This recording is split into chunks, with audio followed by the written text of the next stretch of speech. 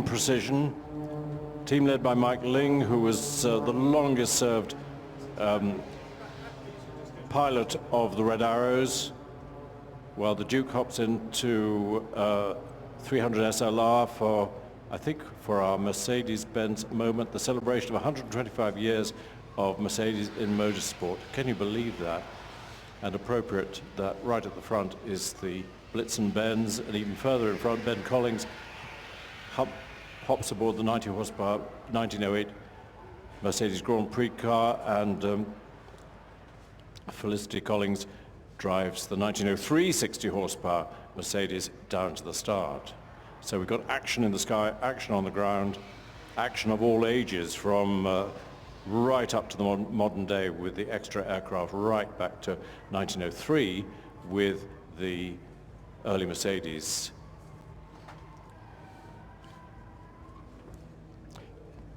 Top speed of the extra 300, 220 knots, which is quick, 240 miles an hour. Can withstand up to about 14G, which is uncomfortable, 14G positive, and about, I don't know, 11, 12 negative, which is even more uncomfortable. But these guys are, of course, used to sustained high G. The difference is, of course, that in an aerobatic aircraft, you're only getting the high G for a second or two, whereas in the Royal Air Force, flying the Typhoon, you might be up to 8G for 20 seconds, which is extremely uncomfortable. Down to the start line goes Martin Friesmann in the fabulous Silver Arrows W125 Mercedes, 6.5 litres, masses of power, dominated Grand Prix racing in 1937. And then behind him, Jochen Maas on the lovely little 1.5 litre V8 165, which was a surprise entry in the Tripoli Grand Prix, when the Italians restricted the capacity to 1.5 litres and didn't realize that Mercedes were capable in no time at all of producing a little 1.5 litre Grand Prix car, and of course they were first and second in the race. So our Mercedes cars go down to the start line to join a number of cars that are already down there, and a number of motorcycles that are already down there. And as soon as it's bikes, of course, would join Barry Nutley. I must emphasize, thanks Toby, that the 1.5 litre 165, of course, was a supercharged 1.5 litre, so produced plenty of power. Dual-like engineering. Absolutely. And for that era, it's even more breathtaking. Yeah. With the technology available. There was the money, there was the budget available for all sorts of reasons, but yeah, you know, in today's money, I looked it up, between Mercedes and Outer Union, they had about 80 million quid available to them. It was just crazy, and purely for political reasons. I must emphasize that the Blades call themselves the only aerobatic airline. And what they mean by that is that you can go and join up with them and have a flight in these aircraft. And they have corporate days, they have visitors days, and they love it. They're based at Sywell Aerodrome near Northampton, and they spend their life, doing aerobatic displays like this, but more frequently taking corporate clients and private clients on flights. And of course, you don't have to withstand 10G. They will chuck the aircraft about if you want them to, but if you want a few gentle loops and rolls, that's fine. I was lucky enough to go up in an Alpha Jet some years ago. I don't know if I've told you about this, Chris, and I was literally the last lucky winning name out of the hat, and I went up with an Alpha Jet. And I said, go on then, you know, give it the stuff, go on. And of course they've got to be very cautious and such like. But by the time we landed, I asked the pilot, I said, how many kind of G did we pull? Because I could feel my vision going as the blood rushed out of my head, and I had to sort of do that heave motion to try and get the blood back, and I did. And he said, oh, you pulled about 7G, and I worked it out that I weighed, in theory, nearly half a ton. It was quite something. Now let's catch up with Phil Aitken. 19.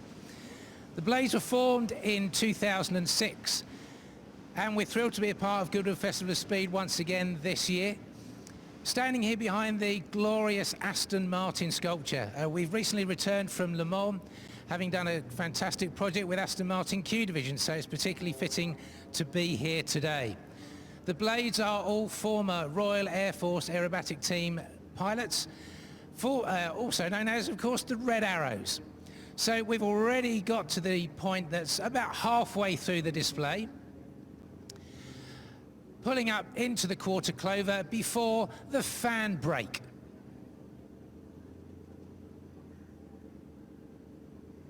Now, if you follow the centre 2 aircraft, Blade 1 leads Blade 4, pulling up into the vertical, creating a glorious shape in the sky that links in with our charity partner this year, the Royal Air Force Benevolent Fund. This is the Heart.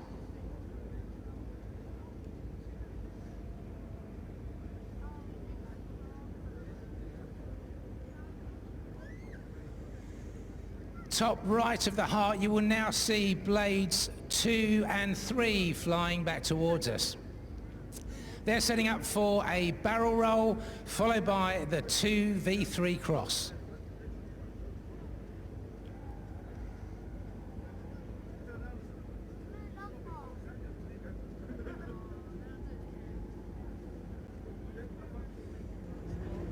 They'll now do some hesitation rolls, pull up on a 45 degree, and prepare to fly back towards one another. Flying this afternoon in the Blade 1 slot is Andy Evans, the longest serving member of the Blades. Andy was a Jaguar pilot. He spent 3 years in the aerobatic team, the Red Arrows, and then went on to become an advisor to the Saudi Hawks. He's been with the team since 2006 and has accumulated over 3,000 hours flying this type of aircraft, which is the Extra 300. Pulling up on the 45 degree and up into the vertical, Blades 2 and 3 for the Lomchabaks. Now looking high into the sky, Blades 1 and 4 flying back towards us. Smoke on. And pulling up into the vertical, preparing to tip the aircraft on their sides for the twin knife edge dives.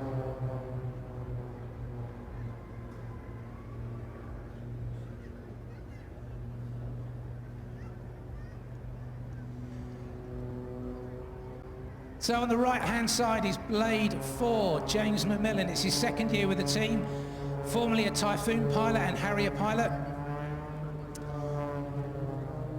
This is his second solo routine of the afternoon. This is James' first year as flying Blade 4. And he's been learning some of these crazy aerobatic manoeuvres from a guy called Gerald Cooper, the UK Extreme Aerobatic Champion. And he's been thoroughly enjoying throwing the extra around in the sky. Flying Blades 2 and 3 this year, Kirsty Murphy and our newest member to the team, Mike Ling. In fact, not so long ago, Lingy was standing where I am on top of the house here at Goodwood, commentating on the Red Arrows. But we're pleased that Lingy's joined us from this year. So, Blade 4, pulling a loop, and then coming down on a 45 degree hesitation rolls.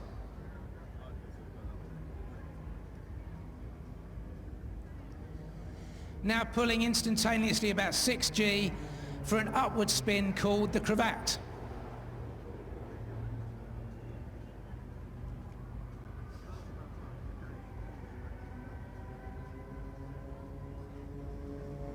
He's now looking for Blades 1, 2 and 3. A couple of gentle butterfly rolls will position him just behind where the team are flying in from the left, round about the northeast as we're looking. So we're coming up very close towards the final manoeuvres of the afternoon. But this manoeuvre is actually one of the most difficult the team fly. It's a new manoeuvre this year. It's called the Revolver. Blade 1 is in a slow roll, but also on a gentle turn. Meanwhile, 2 and 3 are barrel rolling around his smoke.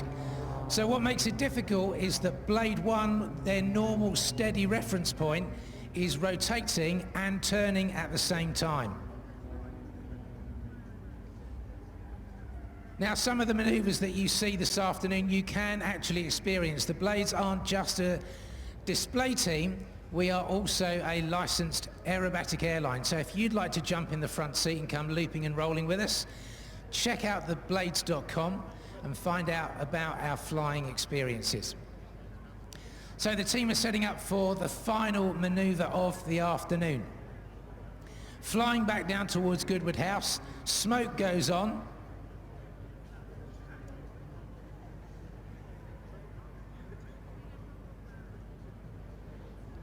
And then they will fly up into the vertical for the Champagne Fountain.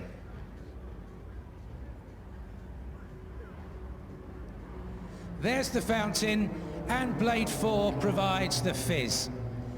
Ladies and gentlemen, the Blades 2019.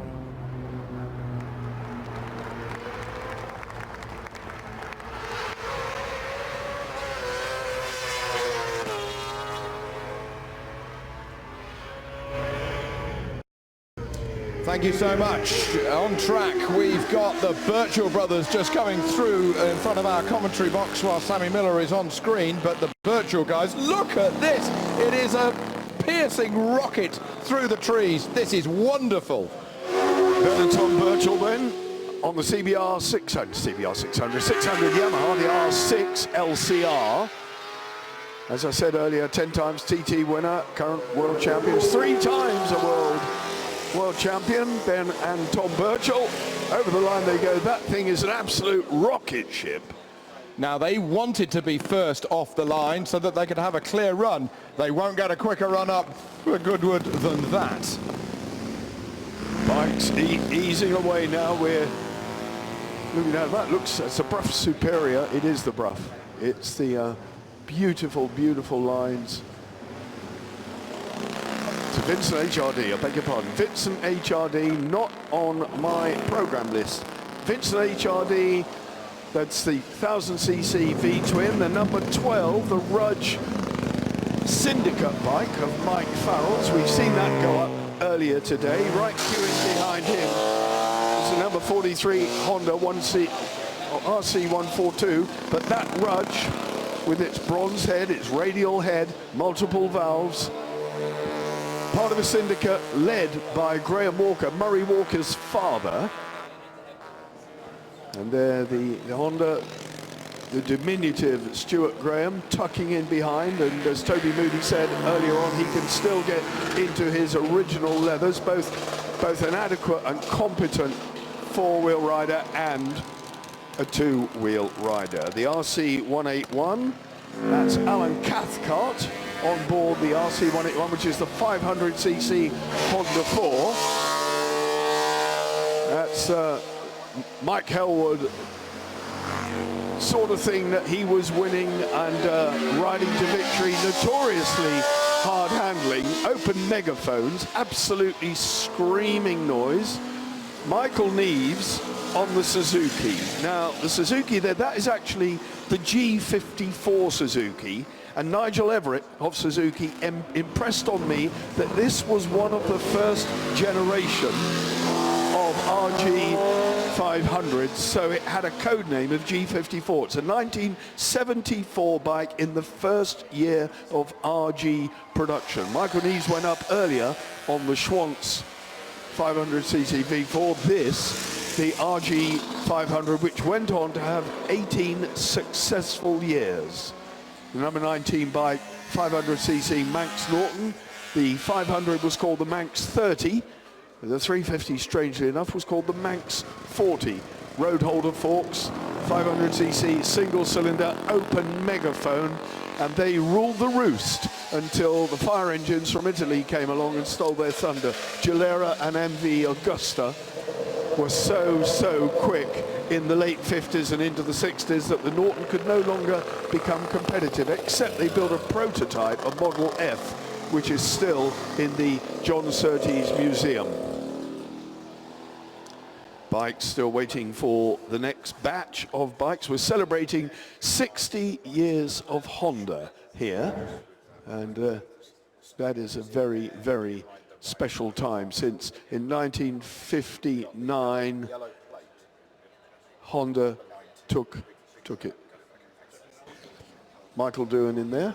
Yeah, they're all in there, aren't they, Barry? And some wonderful motorcycles. There is so much going on in front of our eyes, and such a wide range as we pick up with Casey Stoner coming towards the line aboard Black leathers in one of the HRC machines. Fast Freddie Spencer's bike. Freddie Spencer, the man who won the World Championship in 1985 on two wheels on 500cc and 250. Stoner, of course, well, he came through 250. He went to 125. He won the first ever Grand Prix for KTM. That was on a little 125 back in the early zeros, but then he got into his stride in MotoGP. In his first year in MotoGP, he was on the front row in the first couple of races. He's got a pole position in his third race, and in his second season of MotoGP racing, he utterly wiped the floor with the entire MotoGP grid. All the names, he just left them way behind. He had 10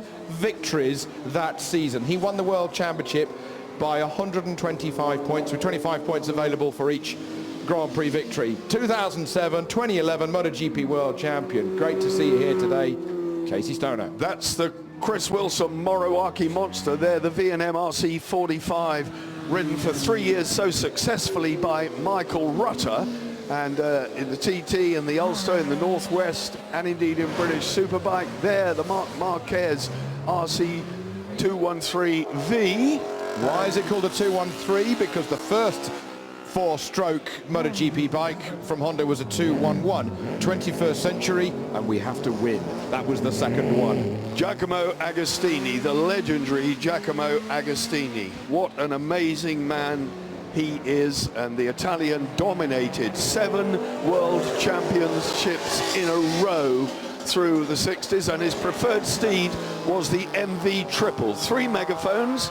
He preferred it to the 4. It was more tractable, and he did an absolutely fantastic job, winning 122 Grand Prix races. And there, just look at this. The number 5, that is James Hillier. James Hillier with his Northwest 200 Kawasaki, not the TT bike, Kawasaki's Great Hope. James Hillier on the podium in the Isle of Man TT. The number 53 bike, the SP1, Andy Caddick's bike. They're coming at me thick and fast here. The Norton Superlight Racer as well there. What have we got on the line coming up now? That, Barry, is the all-new Moto E, the brand-new electric-powered Grand Prix motorcycle that will have its first ever Grand Prix at the Sachsenring in Germany tomorrow. They've already had practice and qualifying. I haven't been able to catch up who's taken the pole position. There's so much going on in Germany, but it's great to see that the Honda SP1, the twin, has got going. The Vimto colours down the side of that bike, very similar to the bike that Colin Edwards then took to the World Superbike Championship with the Castrol Honda colours. But the Vimto colours for me were just late 90s on the table. Fantastic. The SP1 built by Honda to compete with the V-twin of Ducati, of course. That's the way everyone thought it was going, and it was followed by its successor, the SP2, fairly logically. So James Toseland rode that. John McGuinness rode an SP1. And he was also sponsored by Paul Bird in Vimto colours when he won the 250cc British Championship. And Niki Hayden took one of those to AMA Superbike Championship success in America as well. Well, that is the Norton Superlight, sadly. That's the 600cc Superlight bike that Davey Todd rode in the Isle of Man TT. We're still waiting to get the Energica off the line, Toby, and obviously the slight delay down there has curtailed proceedings slightly, but it's fantastic to see that piece of kit. This is the future. The Energica Ego Corsa Moto E from the Energica company SPA from Spain. There, the Norton being parked up. So that is a real shame. Not going to see the Superlight go. The Energica then on the line. So here is the Moto E bike. This is Adam Child about to well, silently leave the line, because this is the two-wheeled version of Formula E. I can tell you that practice and qualifying has been completed at the Sachsenring, and it is actually a Finn who has taken pole position for the very first Moto E race that'll take place tomorrow morning in Germany. It is Niki on behalf of IO Motorsport. He stole the show and he's taken pole position by over 3/4 of a second, but that's at the Sachsenring. Here we are at Goodwood, the first ever whispering passage of the bike as it comes past our commentary box. It'll have a lot of talk, it'll have a lot of grunt as it leaves the corners, but of course a silent ghost as it makes its way past the flint wall. Haven't they come a long way to electric bikes? Huge emphasis here at the Goodwood Festival of Speed on electric power. Now, if you want to go to the Suzuka 8-hour race, you want to ride one of these, this is absolutely right up my street. It's an RC45, it's in Lucky Strike colours, it's fresh from Suzuka, it's got the twin exhaust pipes. I think it's brilliant. And there, the Moto 2 bike, the 765 Triumph, James Toseland, 2 times World Superbike champion, now rock singer and BT Sport pundit. Well, James makes his way up the hill aboard the Moto 2 Grand Prix bike underneath the bridge and on his way, and that is a beautiful sounding bit of kit, absolutely wonderful. You were wagging your finger at me when I said rock singer. No, not about the rock singer, Barry. He's continuing to be a rock singer. Thank you. Well, I didn't understand the sign language, but there is Toseland, and now we're moving on to the gas turbine bike. What an amazing piece of kit this is. Mad Max, a C20B turbo bike, which is Zef Eisenberg on board. Mad Max on the back of his levers. This has got a huge gas turbine helicopter engine. It's not the first time it's been here to the Goodwood Festival of Speed, and you can smell in the air. You could imagine if you close your eyes, you're at Heathrow Airport when it comes past. The aviation fuel. 550 horsepower at the rear wheel. And it's the fastest street legal, because believe it or not, it is registered for the road. He didn't ride it here because there aren't enough fuel stops between here and Chichester to get him onto a sensible bit of road, but here we go. We're going to now give it, you just watch the twin exhausts at the back when he lets the girl fly. Tick over, it's got 185 horsepower. Tick over. He's building the tension here.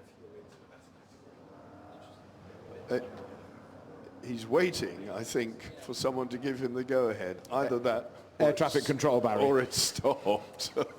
Air traffic control, yeah, indeed. No, all silent there with Mad Max at the moment. And a course car coming past, so we have a red flag situation. I know it's not a course car, it's the next batch on their way. The gas turbine bike running, albeit slowly. It's not delivering what it should be doing. So temporary hold up there, but that concludes pretty much, ladies and gentlemen, the bikes up the hill for this day 2 of the 2008 Festival of Speed. Yes, indeed, we've got four-wheel action lining up down below. Thank you, Barry. Thank you so much for your view into the past, shall we say. I tell you what, that's not very respectful with a cloud of smoke being put into the Duke of Richmond's face with the Mercedes. So, yeah, but everything is all okay now, we hope. Is the motorcycle going to get itself to the top? Oh, that'll not smell nice by the time he takes his overalls off. But the car is going again, and the Duke of Richmond, His Grace, is on his way. Chris Stewart, good afternoon. Hi, Toby.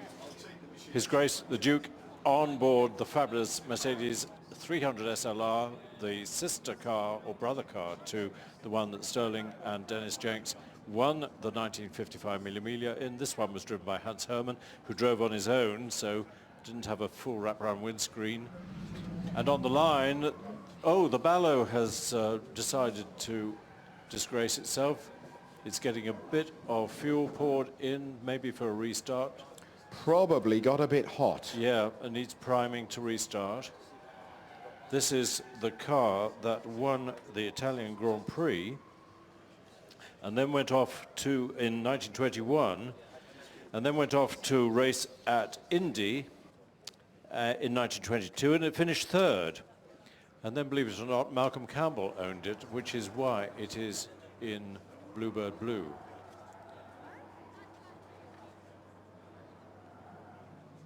So our riding mechanic, working hard as riding mechanics always had to do, Eddie Beresford driving the car.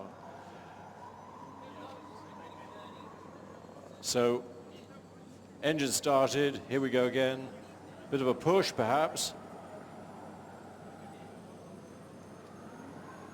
Wow, it's quite a heavy car to push uphill as well.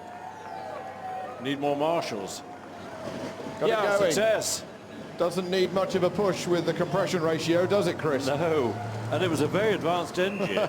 Hey, wonderful. Give him a round of applause. Yeah, twin overhead cams, 4 valves per cylinder, so a very advanced engine, and capable of 125 miles an hour, so it's a rapid car when the engine's running properly. Oh, don't say it's coming to a halt again. Oh. Commentators curse, Christopher. Absolutely, while the Duke still waits patiently in the Mercedes, and Eisenberg, can he get going? Does he need a push as well? Just a push onto the grass, probably, just to get him out of the way. He told us earlier that that engine produces so much power, he has to go up holding the brake all the time to slow it down. Okay, whilst we've got a quick moment and the cars are held on the start line, Ed Foster is at the top of the hill with Billy Lane. Billy Lane, riding a motorcycle up this hill climb is a daunting prospect, but you've just done that with no brakes and no clutch. No brakes, no clutch, it's all gas and all smiles. Now, tell me about the championship you're racing in the United States. So we do what's called Sons of Speed. It's American board track racing, 1910 to 1929 motorcycles, 1,000cc twins. And we just have a great racing series on a banked asphalt half mile. And how are you enjoying the Festival of Speed? This is the most amazing thing I've done in motorcycling in 32 years. The people are the sweetest people. England's welcomed us here. It's outstanding. Well, thank you so much for coming over. Have a good weekend. Yeah, thank you for having me. When you said board championship, I thought that was the old wooden boards, which were splinters in your backside. Back to the Cooper on the start line, the famous Kimberley-sponsored Cooper with its 2.7-litre four-cylinder Climax engine, which John Cooper took to Indy and demonstrably proved that the little rinky-dink rear-engine cars could put it to the big front-engine roadsters with their four-cylinder Offenhauser engines. And then, of course, a year later along came Colin Chapman, always looking at an opportunity to win lots of money, and Indy was a very rich race and still is. Off goes the 300 SLR, making that glorious, unique straight-8 noise from the fuel-injected Mercedes engine, which was tilted over onto its side, had mechanical fuel injection, which worked really well, had inboard drum brakes. The 300 SLR never had disc brakes, which is why when Sterling and Jenks finished the race, their faces were black except where the goggles were, so they looked like a negative photograph of a panda. After just over 10 hours round northern Italy, 1,000 miles around northern Italy, through the villages, up and down the mountains. So they completed the course in a fraction under 100 miles an hour average. So can you imagine that? Of course, in those days, there wasn't so much traffic, but would you believe it? Even bubble cars, Isetta bubble cars, used to take part in the Mille Miglia. I think they started about 12 hours before the rest of the field. Good to see the Ballo going, completing its run up the hill. Very versatile car, European Grand Prix car, then an Indy car.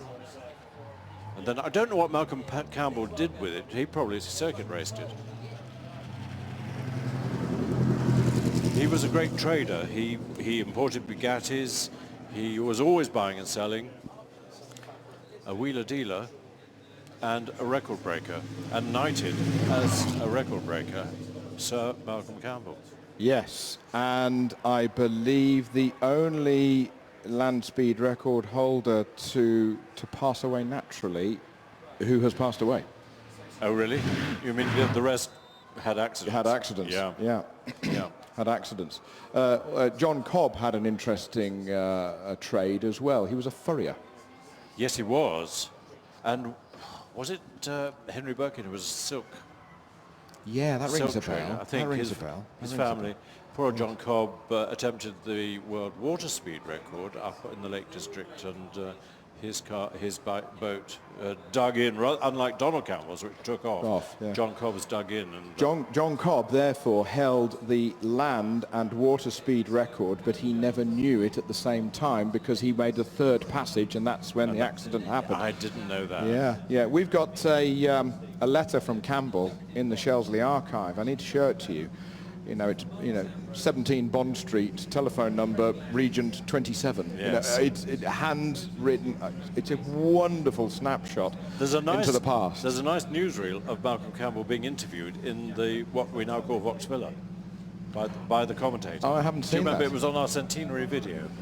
Oh yes, yes, he's there. I didn't realise there was an audio to it, but I do know the footage. The footage. There isn't audio, you just see his lips moving. It was the first outside broadcast of a motorsport event by the BBC in 1932, and it was at Shelsley. It was. Off goes the Cooper.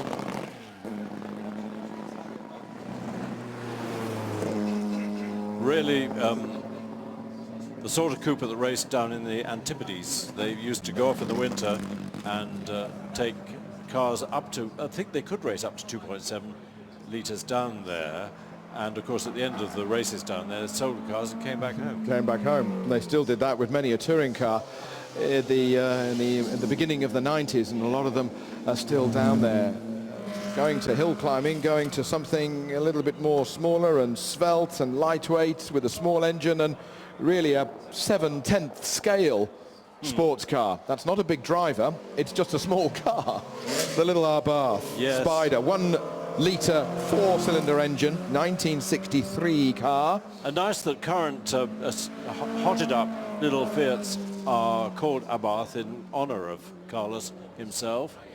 Just over 400 kilos is this car, and it was driven to no fewer than 13 class victories, including an outright victory on the European Hill Climb Championship in '63. We're celebrating 50 years since the March organisation started building race cars, and the first one they built was this 693 in 1969 for Formula 3. Following year, of course, into Formula 1 with the 701. Always simple, nicely designed by Robin Hurd, and then something different, the Type 53 Bugatti, the four-wheel drive hill climb Bugatti, which actually came over to the UK to Prescott Hill Climb in, I think, 1930... Came to Shelsley in 34. To Shelsley in 34, and to be driven by Jean Bugatti, unfortunately crashed it and bent it slightly, and then on to land speed record cars with the amazing 1924 V12 Delage, which broke the world land speed record outside a little village called Arpajon in France at 143 point something miles an hour, and the following day it was taken away from him by the big Fiat Mephistopheles. Then we're thinking about the Tour de France, which was a strange competition which incorporated circuit races, hill climbs, and road stages between the events, and it needed a tough, strong, fast car.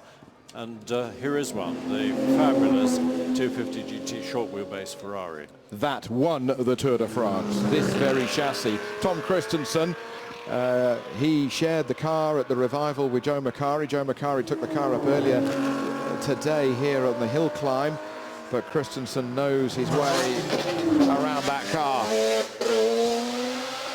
Now here is the Mazda Rotary engine March that was built for the 1983 Fuji World Sports Car Championship race. With, of course, the Wankel engine. And it's followed by the 1972 Formula One March, the 721G. The year previously, the Formula One March, Robin Herd had experimented with an elliptical wing above the nose, figuring that if it worked on Spitfires, it would work on Formula One Marches. Unfortunately, it didn't, so the following year, it got a full-width nose. Pretty soon, hang on, we've gone to Indianapolis. We've gone to Indianapolis as we come back to Formula One, and we come back to 1990 and the Adrian Newey penned Formula One car. The Leighton House in Miami blue apparently was the sort of name for the turquoise colour. Adrian Newey was driving the car this morning. Not sure he's in it today, but Adrian Newey certainly knows how to pedal a car. Don't forget, he's actually driven at Lamar when he drove in the GTE AM class with a Ferrari. Back to March as we celebrate their 50 years in motorsports. That was the simple 721 based on the Formula 2 car, and then March realized that there was lots of money to be made at Indianapolis.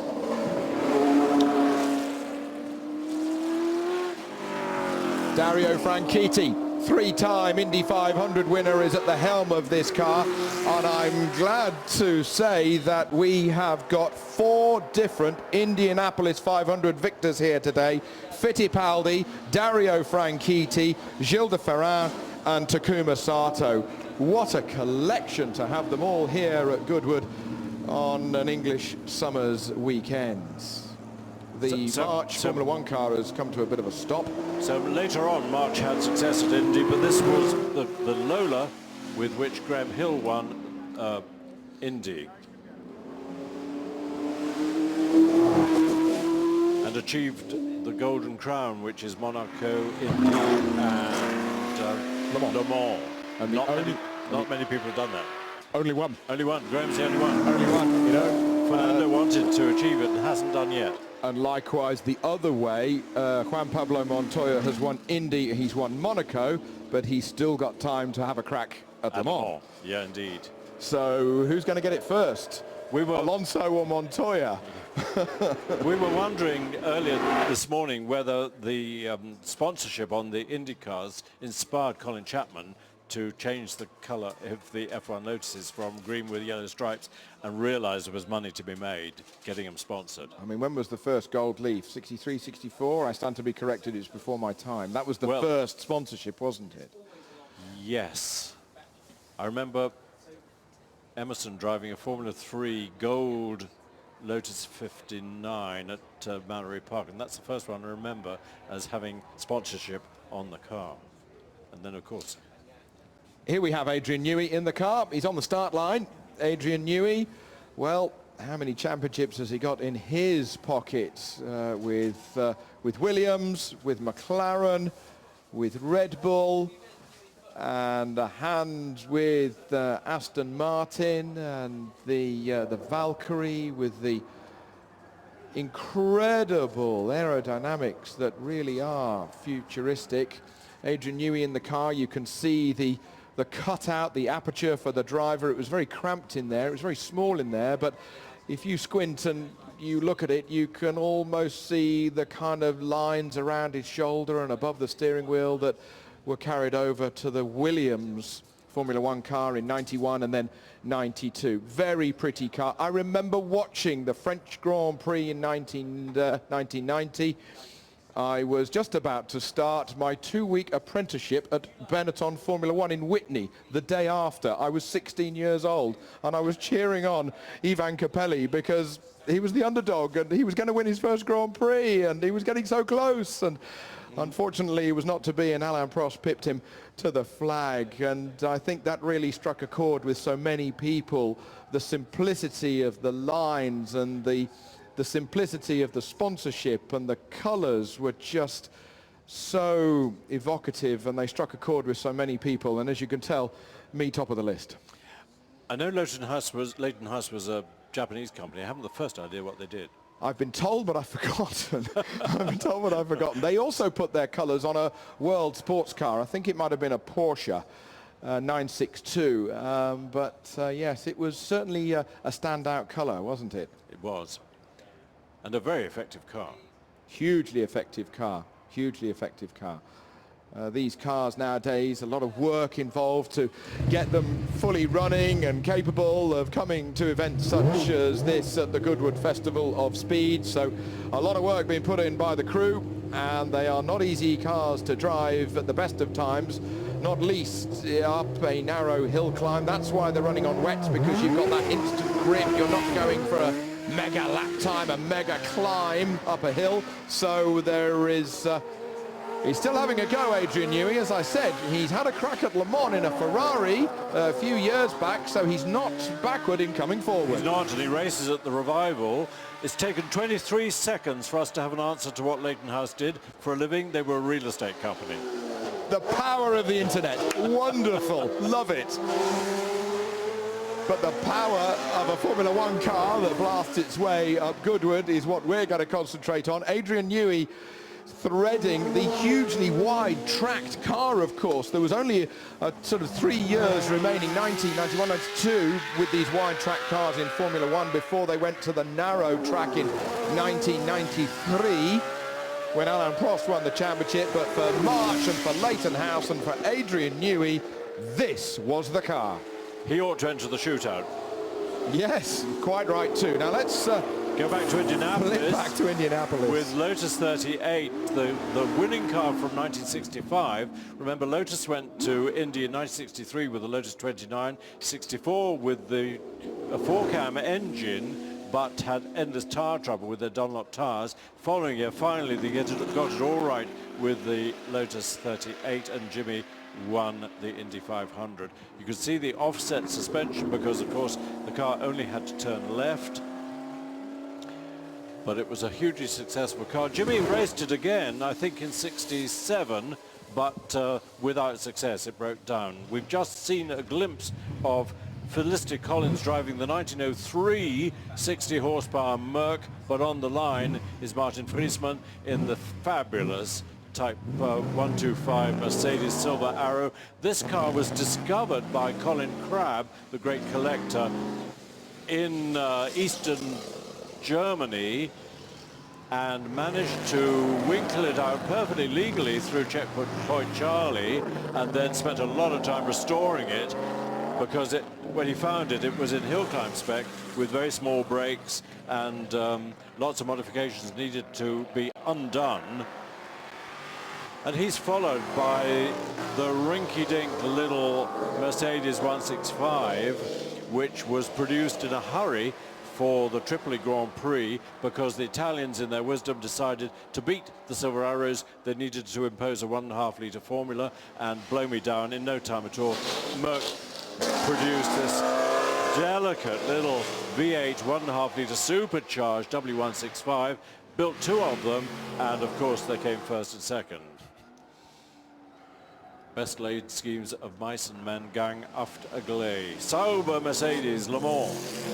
Yes, the height of the Group C era in the late 80s. The Porsches had been to Le Mans, but then the Sauber Kuros car turned up, and then it morphed into the Sauber Mercedes with the true Silver Arrow, the 5-litre V8 turbocharged engine was mounted behind the driver. Jochen Mass was in the car, and likewise Jean-Louis Schlesser. In qualifying down the Mulsanne Straight in 1989, it did 248 miles an hour. Quick glimpse of the 190E, the DTM car, but this is something special. C63 DTM, but Mailander at the wheel. Yeah, the DTM will always be strong in the heartland of the German boardrooms, won't it? It will. With Audi, with Mercedes, with BMW, they are very competitive against each other. And whatever car from any era there has been in DTM, it's always going to be a classic. A new engine formula in DTM at the moment, 2-litre, 4-cylinder turbocharged engine. Doesn't sound much, but they've turned the wick up. It's got 700 horsepower, and rear-wheel drive. And a number of British drivers doing well. Jamie Green, Paul di Resta, Then the Blitz-Benz, the fabulous Blitz-Benz, designed for record braking, designed to beat 200 kph, and this one lives in the fabulous Zinsheim Museum. Hermann Leyer is, I think, chairman of the board of the museum. It's a must visit. If you go to Hockenheim for the Grand Prix, you must go a little bit further down the Autobahn to the Zinsheim Museum. You'll recognize it by a Concorde and a Concorde ski on pillars outside it. It is fabulous.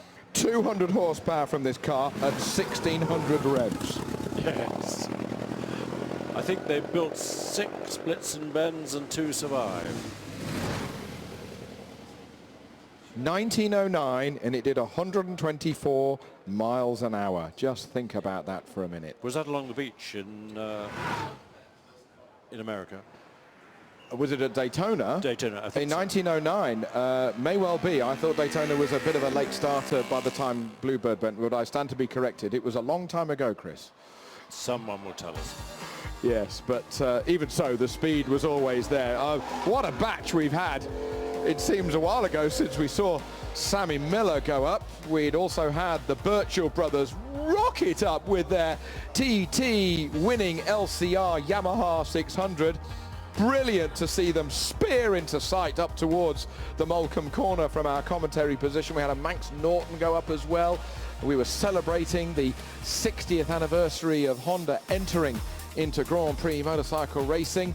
The Norton Hughes sidecar was just another glimpse into what it was like. Two-time MotoGP world champion Casey Stoner riding one of Freddie Spencer's Grand Prix Hondas up the hill, and a Honda RC45, the red and yellow. It could only be a V&M. James Hillier, oh, you heathen you, as you slid it into the left-hander. The Honda SP1, the V-twin, the answer to Ducati's domination. James Toseland, he won a world championship in World Superbike with Honda and with Ducati. He was aboard the Moto 2 current Grand Prix motorcycle with the triple Triumph engine underneath him. The turbine motorcycle struggled to get going up the hill, even with the enormity of some 550 horsepower at the rear wheel. The Duke of Richmond, His Grace, was driving the Mercedes Mille Miglia 300 SLR up towards the top of the hill, and he got there in fine style. And I was wrong about it not having a full-width windscreen, so Hans Hermann clearly did take a passenger.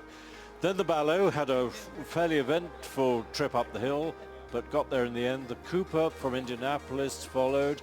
Little yellow March 693 leading us into 50 gloriously as a March, and then not the prettiest Bugatti, and actually quite a difficult one to drive, the Type 53 four-wheel drive car. Jean Bugatti brought it to Shelsley, and it didn't get to the top of the hill. The Tour de France winning Ferrari 250 short wheelbase made its way to the top with Tom Christensen. The march sounded nothing but glorious. Three-time Indy 500 victor Dario Franchitti, two-timer champion stateside, made his way towards the top. And Adrian Newey in the 1990 Leighton House gave it some. Then Martin Friesman in his 125 W125 Mercedes. Ben Collins aboard the 1908 Grand Prix Mercedes, hugely fast. The current DTM car as we go on through the class to celebrate 125 years and then of Hermann Leyer, Mercedes-Benz. Hermann Leyer demonstrating what they could achieve way back in 1909 on the fabulous Blitz-Benz. What a batch, Toby. Wonderful, wonderful stuff. Now then, we've mentioned Le Mans a couple of times throughout the day, but Gemma Scott has managed to catch up with a 5-time Le Mans 24-hour victor. It can only be Derek Bell. Another magical moment here at Goodwood, literally just walking through the festival, and who do I bump into? None other than the wonderful Derek Bell, 5 times Le Mans champion, twice Daytona, twice world champion. Yeah. That's the dream, isn't it? That's just everything checked off. I dreamt because I wanted 3 Daytona wins, not 2, but we'll live with that, all right? This is a wonderful festival, isn't it? And it wouldn't be right to come here and not to see yourself. You know, you come here every year. What are you doing this year? What's new for you this year? What are you driving? Well, I mean, nothing's new because it's all old, a bit like me, but it's just great to drive some of the cars that helped me in my career, and I guess I helped make them good too.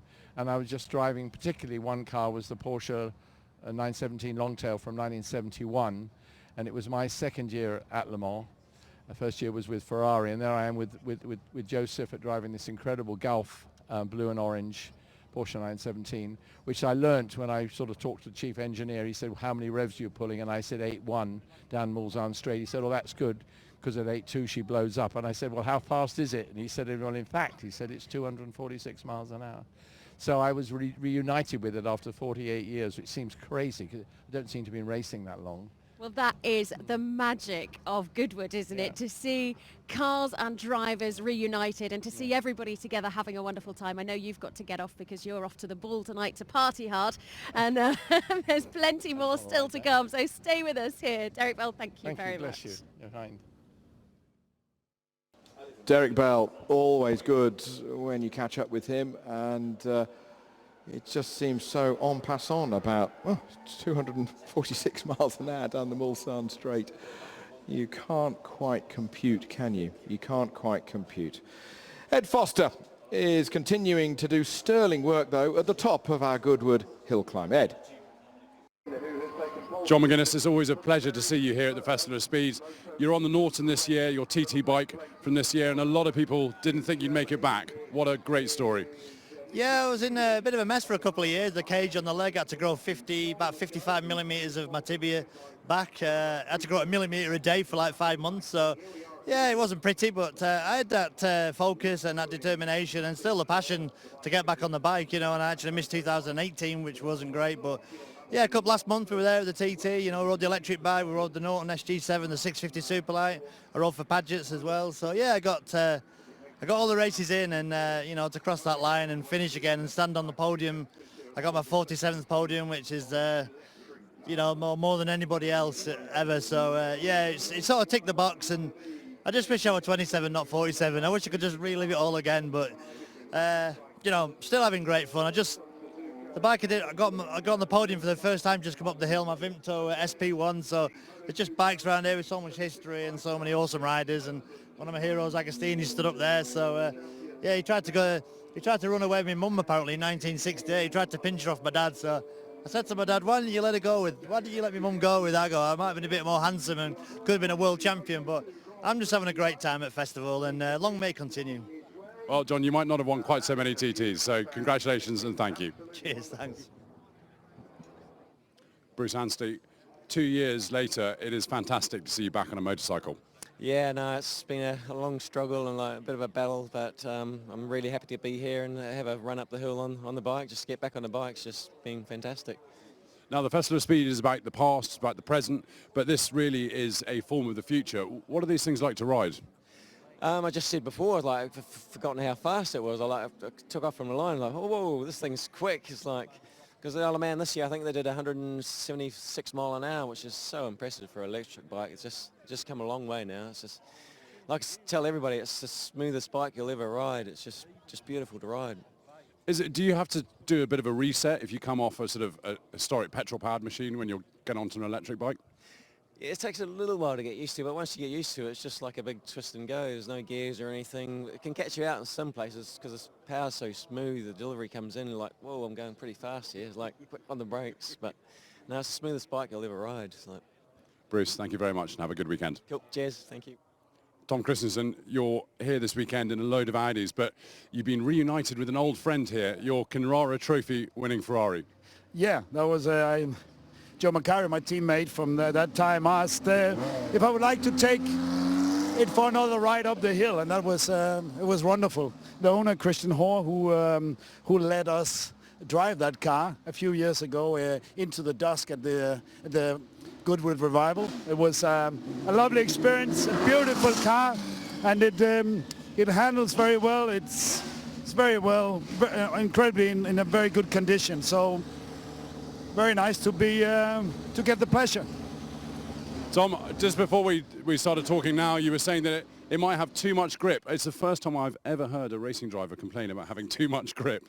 Okay, I quite don't know exactly, but I remember it was a Dunlop race tire back then, and now that's put on a little bit more new Avon race tire, but it certainly is a different carcass. It's not a different construction, probably also a different compound, but I mean, I was a bit quite happily shocked about the grip it was through the first corner. So normally I would love to let it flow and slide, but I was not really able to do that before the third corner.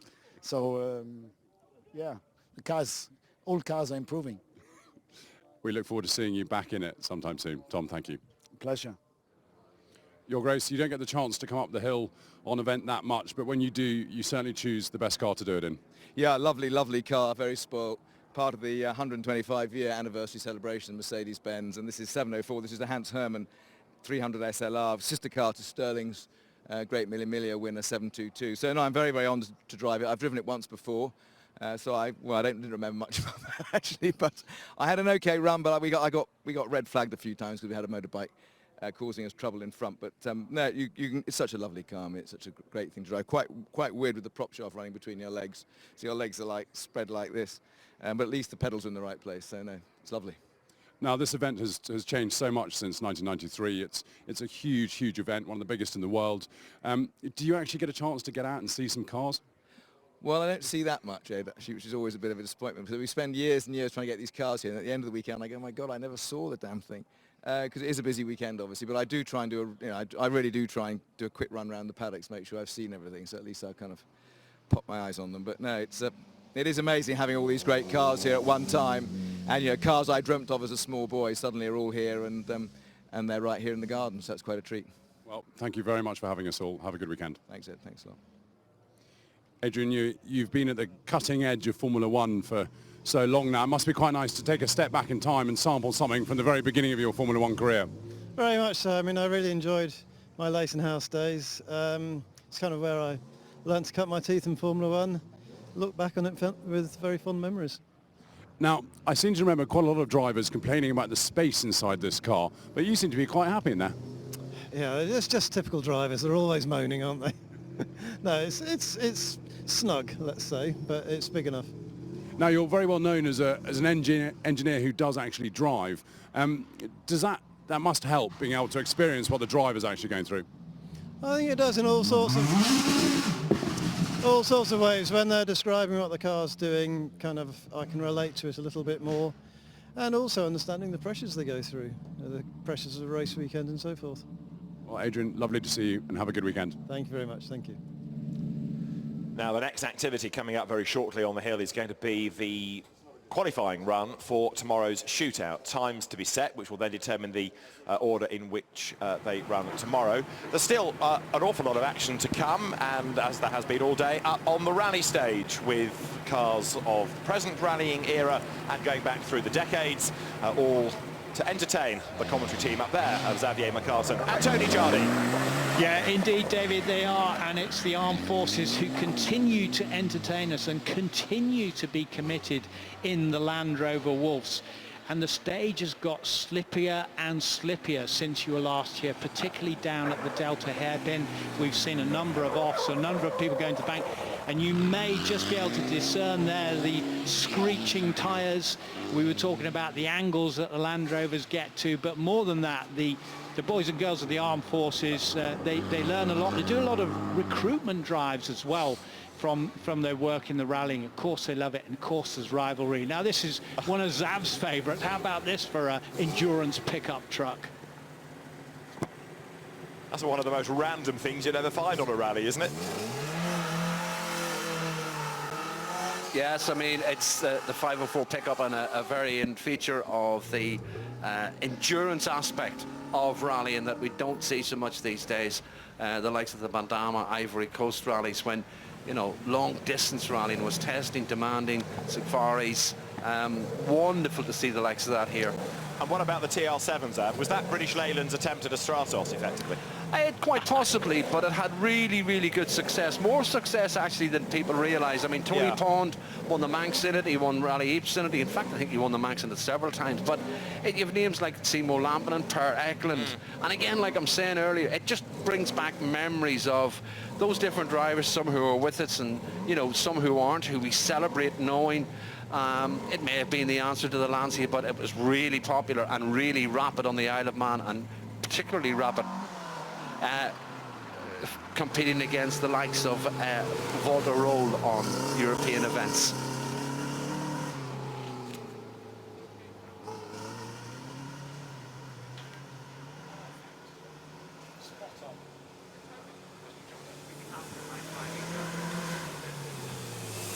Back on stage with Alan Weston in the 504 pickup, reminiscent of, as I said, some of the longer endurance events.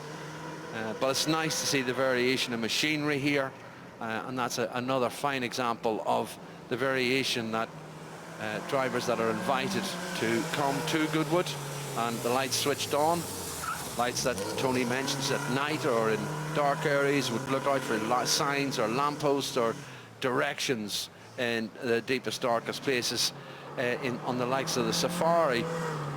But really good to see something like this grace the stage at Goodwood. The TR7 V8 on the start line. And as we said, evoking memories of Tony Pond and his victories as we watched the Peugeot slide wide, but a nice clean enter and exit from that Jardine's corner, as we call it. As we look at the Gartrack G3, we've spoken about this a couple of times today, and when it was manifested and appeared, a lot of people put Mark II running gear into it. The Mark II Escort was coming to the end of shelf life. They weren't being made and hadn't been made in quite a while. And this was the natural progression. And of course, we ended up seeing drivers of the likes of Mike Pattison with that famous number plate EAR5. Of course, he owned the Ears Tyre Company up in Macclesfield, I think it was. A regular tyre supplier to a lot of competitors. And of course, the TR7, the rumble of that big V8. And I'm old enough to remember hearing it as it came hurtling towards the two hairpins at Brandywell Cottage on the Isle of Man, when Tony Pond was able to extract the maximum out of it. Well, Roy Gillingham doing a great job there in the TR7 V8. When they first started out with the TR7s, they had the 16-valve Dolomite Sprint engine in it, slightly underpowered. The V8 made that big difference. But the big thing that I think, nicely as done. Roy slides that very nicely, is that they had so much power, it was almost an embarrassment when they were on the loose. But the likes of Tony Pond in particular could use the power on the loose, could be very effective, and finished 5th on the RAC Rally, and that was some feat with a sports car. Well, if my memory's right, he won the Manx National or International in 1979, but Didi came over from Belgium in a Fiat 131 Abarth. Now, the Fiat 131 Abarth was a tarmac car, if you like, and, you know, Tony was able to certainly stamp his authority on that event. But I do know what you mean, and I agree with you. But that was the beauty of rallying and the skills of the drivers that we had behind the wheel. You know, I look at this car and think of Per Eklund. You know, it's got Circuit of Ireland number plates on it. We were talking earlier about rallies a la, you know, on Wales Rally GP or the Lombard RAC, you know, with huge mileage lasting 5 days. The Circuit of Ireland was exactly the same. Marco Allen said he wouldn't do it ever again.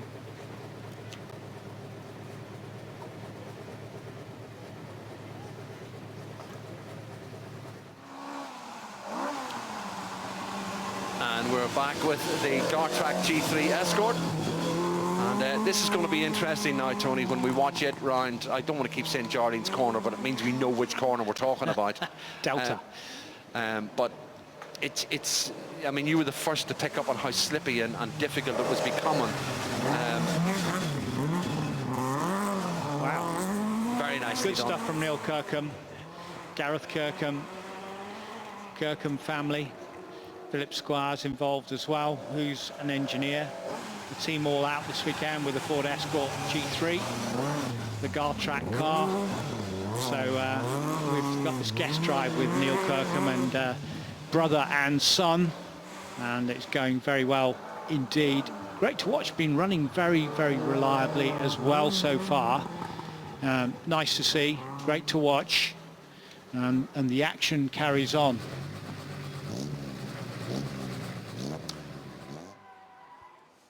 Our thanks to Tony Jardine and Xavier McCartan up on the rally stage. If you've not yet been there, I would commend you to do it. I say this every year. I haven't yet found the time to do it, but one day I will, because it's too good to miss. And we get these pictures, and it just makes me ever so jealous that we haven't been able to find the opportunity to go up there. Go now. Well, won't miss you? I know you won't miss me, but I'll miss this, which I want to watch, which is the shootout qualifying session. Thank you for your support, Jack. I will always wear it. Yes. Down to the bottom of the hill. Now you see, I don't want to miss a Holden Commodore. Yeah, or an onboard. Is this on the Penske Chevrolet? I think it is, Jeremy Smith's car, which was oh so close to disaster earlier on. We've got an awful lot to look forward to. This is a proper timed run. So again, we're looking at what that Volkswagen can do. Bearing in mind it's qualifying, it's still not the actual event, so it wouldn't necessarily count as a record, but we're looking forward to this hugely. However, before we get really wrapped up in this assortment of cars and the clock itself, let's just reflect again on the contribution that Sir Jackie Stewart has made to Formula One. He's in conversation with Gemma Scott. Well, lovely to bump into none other than Sir Jackie Stewart. Wonderful to see you here. You're looking very well, young man. Well, I'm feeling very well, young lady. Listen, coming to Goodwood's always a pleasure. What wonderful weather we've had, great cars, pretty girls. Everything's right. Ever full of the flattery, sir. Look, let's talk about your world champion win. It's the 50th anniversary since you won the world championship, and that's something that's never ever left you, that wonderful feeling of being a world champion, and that's been something that's pushed you forward in your career ever since. Well, as we all know, the first time's always pretty special. So therefore, winning my first world championship, it was in fact 50 years ago, and it was in Britain. I won the British Grand Prix for the first time that same year, so it was a very nice year. What I love is that in those days you were driving not only Formula One, but you would get out of a Formula One car, get straight into an endurance car. You were a master of all vehicles. Well, racing drivers, all of us at that time did it. We did touring cars, GT cars, Indy cars, Can-Am cars, Formula One, Formula 2, everything. That was part of a racing driver's life. Today, of course, the racing driver, the Grand Prix driver, only does 21 races. When I was doing it, the only way to learn proper money was to drive in a variety of different categories of the sport. Sometimes, I think I once did one race meeting, I did in one day 4 different categories, 4 different races. So it was totally different. I mean, it was a generation ago, really. It was a generation ago, and it's a generation that is still continuing to impress us. You've wowed us on the hill today. Have a wonderful weekend here at Goodwood. Sir Jackie Stewart, thank you so much for joining us. Lovely to be back. Thank you. Have a wonderful weekend. Thank you. Great to hear from Sir Jackie Stewart, and again, thank you, Goodwood, for the reception that you gave him and the family when they made that run yesterday and today. It was something special, Jack, wasn't it? It was. It's just astonishing, isn't it? And only at Goodwood do you see those kind of demonstrations. Okay, you might see that demonstration at, let's say, the British Grand Prix if they decided to put it on, something like that. But add into that everything else you see here, and it really is a sort of almost once in a lifetime event, which is sort of obvious to say, really, because you've all chosen to be here, and you know why you've chosen to be here, because it's pretty cool. And this is the course now that we're going to see in this qualifying run for the shootout. So out of the blocks, through that long right, up Park Straight, speed building, over the brow, set the car up for the left of Molecombe, breathe in, go through the bales, up towards Flint Wall, breathe in a bit more, go towards Carnay Seat, kink right, there's a left up to the hill climb finish, 1.16 miles that we now know you can do in just over 41.18 seconds. The record still stands, and it will do until we get to the actual shootout tomorrow. Nick Heidfeld in the McLaren MP4 13. This was the time that beat it, but not an official record yet. Romain Dumas in the VW IDR. and it is fast, goodness me. Whatever you can say, whatever about electric cars and the lack of sound and etc., but this is so fast. It's incredibly impressive, and it is the Festival of Speed, not the Goodwood Festival of Noise, I suppose. So we have to appreciate that. Here it comes then, up towards the line and across the line, and a 41.18 for Romain Dumas, the fastest ever time, and great stuff from Romain Dumas. And we'll be seeing him out in a couple of moments' time. They're just sorting all the cars out down at the bottom who are going to be going up in this batch of cars in this qualifying run. Now, in theory, they should go in the reverse order of yesterday, but I emphasise the words in theory. So let's see. Everybody is being put into position, and while the shootout is being prepared, you know that there are some great vantage points around Goodwood. However, Gemma and Tom have found perhaps the ultimate place to watch the shootout from. They are on The View. Here we are on The View, myself and Tom. I haven't seen you all day, Tom. What have you been doing? My day has been very incomplete, Gemma. You say all the right things. Busy. It's just there's so much to see and do here at the Festival of Speed, and I feel like I've seen a lot of it, but of course 4 days isn't enough, and there's still more to see tomorrow, isn't there? There really is. This morning I was down in the assembly area and I managed to have an interview with the guy who owns Niki Lauda's very first Formula One car. I had a chat with a couple of the girls who are riding motorbike and sidecar. They've just been setting records on the Isle of Man at the TT, and here they were today.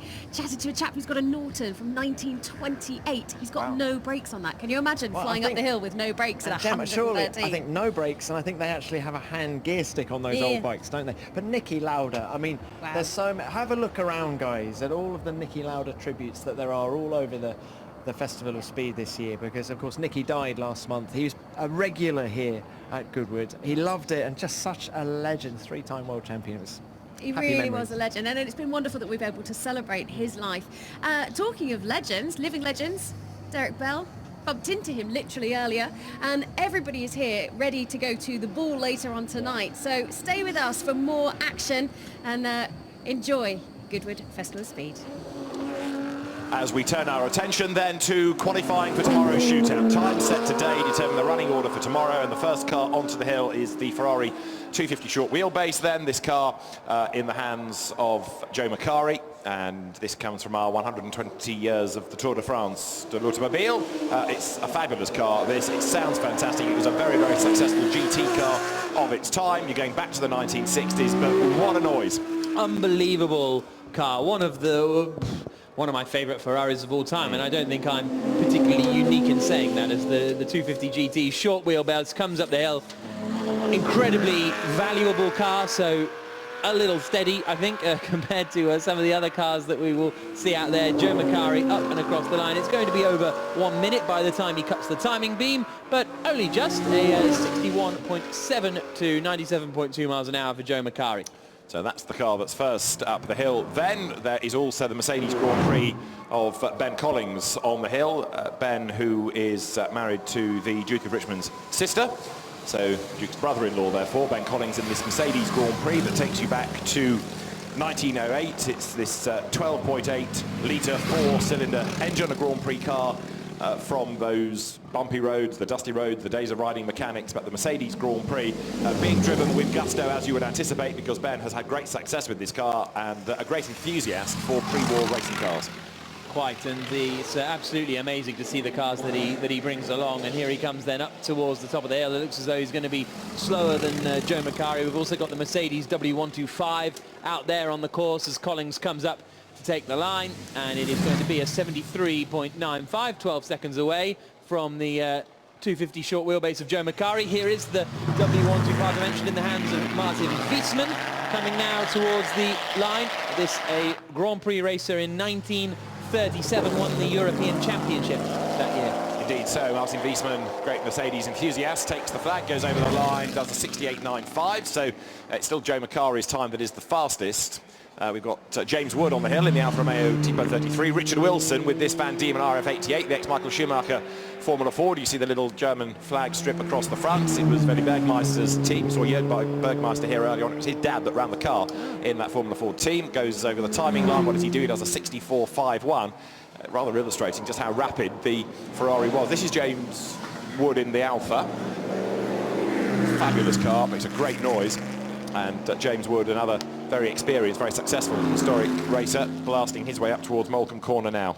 Sally Mason Steering is out there too in the Ferrari 166 MM Barchetta, so keep an eye out for her as we see James Wood coming to the top of the hill. Not too far away, actually, from the fastest time that we've seen so far of Joe Macari in the 250 short wheelbase. I think he is in the end going to be slower as he comes out of the final corner, really leaning on that Alfa, James Wood, getting up towards the bales and ends up at 3 seconds adrift at the line. He knows this car inside out, and compare and contrast that Alfa Romeo Grand Prix car with what you have today of Antonio Giovinazzi and Kimi Räikkönen. Sally Mason Styron, who was the very first person up the hill at the very first event in 1993, and she's been a regular ever since with this oh-so-pretty Ferrari 16M Barchetta, the little boat, and goes up through the flip wall on towards Carnet's seat. Now we have a number of the pre-war cars still to come, of course, and then we start to ramp it up with the newer and the faster and the more dramatic looking and sounding beasts that take part within the shootout. The Ferrari then goes over the timing line. 6th quickest that will be, and goes then now up towards the turning circle. It's James Wood in replay, hustling on. Yeah, that was him at the final corner, really leaning the car and getting up towards those bales, but this is just fantastic stuff of Julian Majoub coming up the hill now. I love this Bugatti Type 35B, and just the way he drives it. Here he comes barreling up towards the left-hander at Morecambe now. Down the gears, dabbing on the throttle, getting back on the power, and on the run up towards the Flint wall. It's just spectacular stuff. Now coming through the Flint wall, he's going to be a little bit slower than the 250 short wheelbase, but not through lack of effort. Only 0.6 of a second here from Majoub, so he's going to give it a bit more coming up towards the line. Don't think he'll quite have enough to go quicker than Joe Macari as the checker flag falls. It's going to be tight though. Across the line he comes, and in the end it is 0.2 of a second between a Bugatti Type 35B and a Ferrari 250 short wheelbase.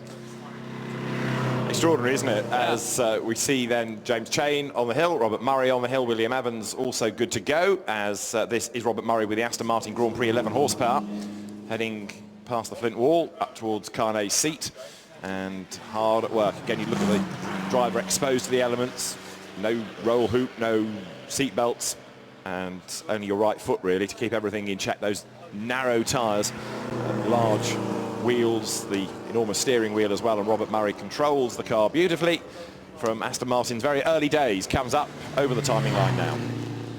We've also got Holly Mason-Franchitti out there on the Aston Martin Ulster, the red machine out there. This is James Chain, as David was saying, on the Halford Special.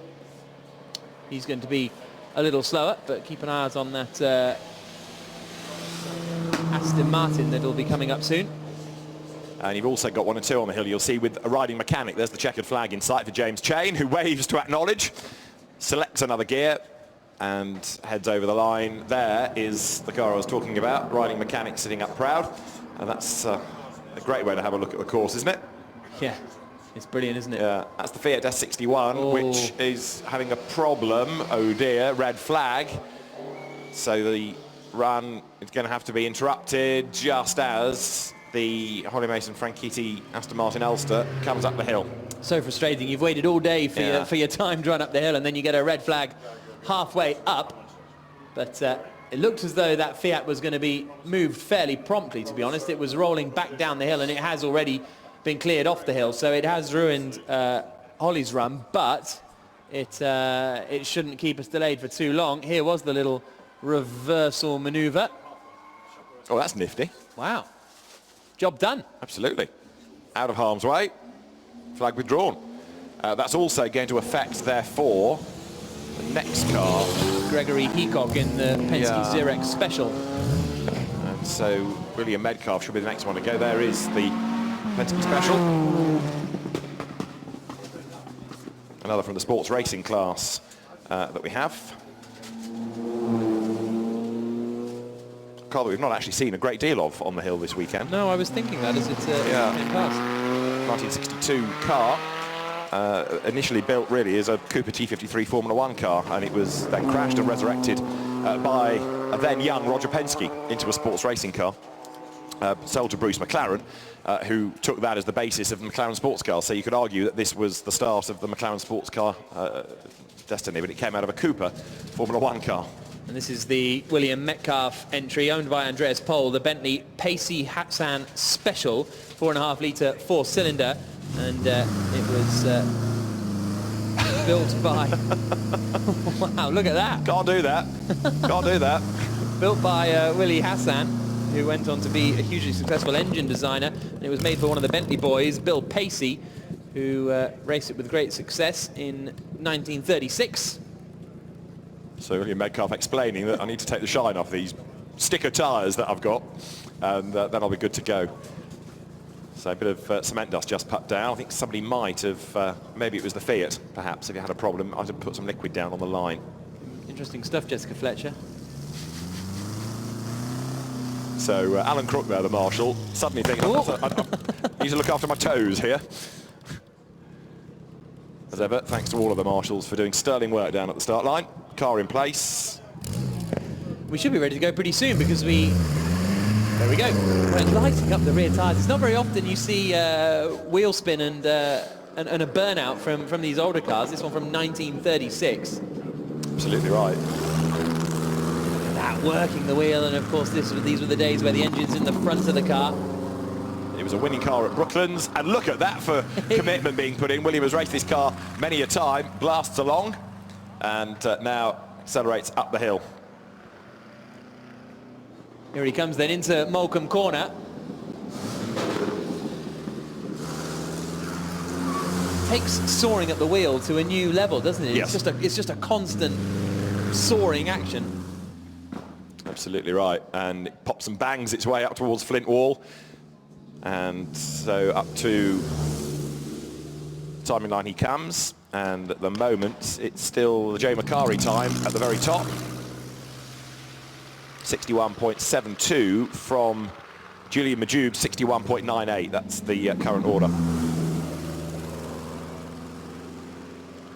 So here comes William Metcalf up across the line, and he is not going to match that, but matched it with style, some 10 seconds away. But good stuff in that 1936 Bentley that has won at Brooklands in the past. As we now look at David Eyre, 7 seconds away in his Bentley Banato Hassan Special. This car from 1933, an 8-litre 6-cylinder machine.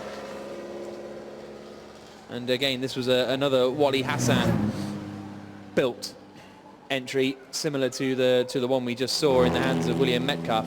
And still the Bentleys come, because the centenary being celebrated this weekend now brings us to Julian Grimwade's 3-litre Le Mans, which makes its way to Flint Wall. And Julian Grimwade, again in his Bentley overalls, the green and the white, goes a little more sedately perhaps through that section of the course to the top of the hill now, driving Jonathan Turner's 1925 Le Mans Bentley 3-litre. Elegant motoring, that. Oh, that's the way to motor. Indeed. Checker flag falls, and Julian is some 30 seconds off the pace. But here's the little Marcos GT Xylon in Matteo Panini. Wooden car. So that sports racing batch. And then Peter Brock, Holden Commodore, Kenny Harwell at the wheel of it, the 1987 Bathurst 1000 winning car. It was third on the road. The two Eggenberger Sierras that were ahead of it got hoiked out of the results, and it was Peter Brock's 9th win, the second time he'd won it by moving from his car, which had retired earlier, into the second car in the team. It was the fairy tale result because Peter Perfect, as he was known, his link with Holden had rather waned that year for various reasons, and he had to put the deal together with Holden, buy the cars, get Mobile to support the deal, and the reception that Brocky got when he came onto the podium was something special. Kenny Harwell worked for the team that weekend as a 14-year-old. He was in the back of the pit garage, and now he owns the car. How about that? Well, we have the Ferrari 250 at the top of the times at the moment, and this was the car built to take on the Ferrari 250s. The Aston Martin DB4 GT, 3.7-litre straight-six engine, Tom Alexander at the wheel, and we'll see whether he can take on the 250 GT short wheelbase. He's a little bit adrift at the moment as he makes his way up to the top of the hill. Yeah, he's going to be down, isn't he? Joe Macari still with the quickest time out there so far. So 61.7. Still the target, and a long way adrift is the DB4 GT then, an ex-Sterling Moss car, race-winning car at Silverstone in his hands. Now you've got Tony Quinn in the Pikes Peak Ford. What a car this is, what a beast of a car, and what kind of a time can it do? At the moment, a 61 to beat. That has a 51.9, so by 10 seconds, it has just gone quickest. Okay, that's a bit more like it, isn't it? We're getting into the quick cars. Andrew Newell has done a pretty good first couple of sectors too, so he may be there or thereabouts, maybe a couple of seconds adrift. Here he comes up towards the line in that Ford GT40 Roadster.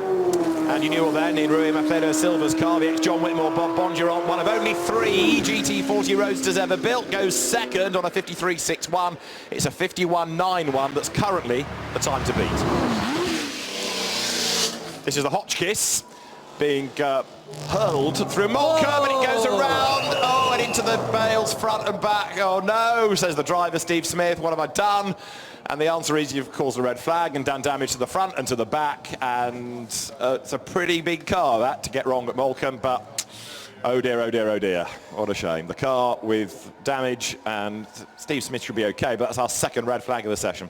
So the AM80 set 46 various times and distances while being driven over 40,000 kilometers in 16 days in 1929. So the crowd giving him a round of applause there on the exit. This car from 1930, and as you say, did the front and the back into the bales. He's going to have a look at the front. Here's a look at the replay. So came through Molecombe, had a twitch halfway through. That got him on the grass on the outside. And he's now got a drop nose. Quite so, dear oh dear. Poor old Steve Smith then, the Hotchkiss, I'm afraid, front and damage, out he got. Great reception from you all to appreciate his efforts for bringing this car that dates all the way back to 1930.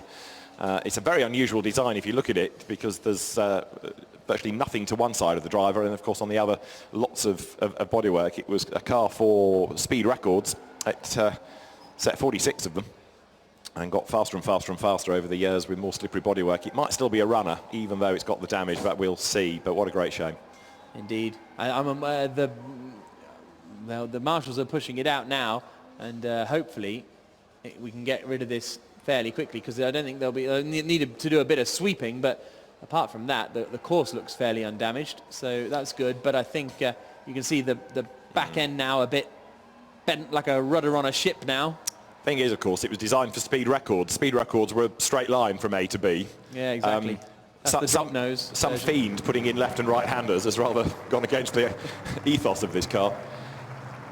A round of applause, if you will, for Steve Smith, because he's brought this remarkable car for your entertainment. It's a great shame he's had the damage, and at least it's able to be driven off the course. Now the officials have a quick look at the bales to make sure that they're still okay, everything is safe, and we can get back up and running as soon as. That was the George Wingard Fiat S74 Grand Prix that I think had started, but we've seen a lot of old cars out there on the circuit, on the hill climb so far, and a man who knows a lot about them is Ben Collins. He's talking to Ben Foster. No, he's not, Ed Foster. Ben Collins, there are some cars that are perfectly suited to hill climbing and some that perhaps aren't quite so ideal, but it is wonderful seeing you throwing this around up here. Thanks very much. No, I think it's quite well suited to the hill climb actually, but nice skinny tyres and lots of litres, 13.5 litre engine, so lots of torque. It's great. It's perfect for hills. Now, it's obviously not a normal car that most people would know about. There's gauges I don't quite recognise in there. Just talk me through some of the things that you're doing on the way up. So behind me is a pump that pumps up air into the fuel tank, and the pressure of that pushes the fuel up to the carburetor, and a lot of these early cars rely on an air system. So that's one of the jobs of the riding mechanic. And then there's lots of oil tanks everywhere. There's one here that feeds the oil pump to the engine. There's one here that is an extra oil gallery on the side of the block. And I think the riding mechanic during the race would look behind and see how much smoke was coming out, and if there wasn't enough, they'd pump some more oil in. They were very, very smoky in their day, and they were running on dirt roads, so it didn't really matter how much oil they leaked out. It wasn't like tarmac had been invented even by then. So I think they skidded around even more. It was like, trying to do this hill climb on a dirt road, which is effectively what they were doing, I think would have been much more entertaining. Well, absolutely amazing to see. Thank you for bringing it up here. Thanks. It's great to be here. Thank you. So good to hear from Ben Collins there. The one thing that accident for Steve Smith... That's easy for you to say. Yes. Steve Smith does show us yes. Is that even in these old historic cars, that one from 1930s, you say they're right on the edge. Just a little twitch halfway through the corner. They're not cruising around here. Great commitment, isn't there? Yeah, shown, yeah, absolutely. Exactly. Now, let's see whether it was put down to the driver. Let's just have another look at this, because it seems to have a vibration coming up towards Malcolm. Look at the right front corner as though something breaks or isn't quite right, and that pitches the car into a moment coming through the corner itself. That's perhaps why he was offline, and that's why it was heading for the bails. So it perhaps wasn't in any form driver error. Maybe there was something on that right corner that was weakened or broke and caused the incident. Yeah, shake of the head from Steve Smith. The result is the same. Hopefully we should get the action back underway pretty soon, because they didn't need to clear the car. Steve was able to move the car off the course. But we're still waiting down the bottom there, I think, to reposition that Fiat of George Wingard that had done the first 100 metres, and when the red flag came out, as you can see, a huge gathering of cars down there waiting to go up this hill as we come towards 10 to 6 in the evening here. This is former Oregon State Senator George Wingard, who is being pushed back into place. Possibly the only person competing this weekend who's got a PhD in anthropology, but I will be willing to be proved wrong in that. And his 1911 14.2 litre four-cylinder Fiat S74 Grand Prix is ready to go then. As soon as officialdom is happy, course cars will retreat, and then we will be in business. I love how you just assume I don't have a PhD in anthropology. You don't even ask, you just assume. I just assumed, yeah. Was I right to assume this? I'm not answering that now. Okay. Should we just swap that aside? Is that an anthropology joke? Because if it is, I don't get it. You don't have a PhD in anthropology. I don't think I know what it is, to be honest with you. Right, here we go. We're about to get the Fiat going. What is anthropology? Like, is it... Mr. and Mrs. Anthropology and their daughter Anne. Back to the plot, Jack. You haven't got a PhD in gags, have you? No. Here comes the Fiat then. George Wingard giving it a proper go this time. Hopefully he'll get the full run in that Fiat S74 Grand Prix. Riding mechanic in period, lucky, in quotes, passenger to go up the hill with him this time around. So this car initially bought by Caleb Bragg, the American millionaire who used to race it in the States, won the 1912 American Grand Prix. George Wingard's been a regular here for many, many years at the festival, and really revels behind the wheel of this car. And reportedly has to look down the sides of the car to see the apices of the corners that he's trying to hit. I mean, again, it's a bit like the Beast of Turin in a sense. You look at the two drivers, and they're V-shaped in a sense, both leaning out of the car, because it's so narrow, there isn't really proper room to get you there. Imagine doing hours on end over bumpy roads in this with your riding mechanic. You have to get on well.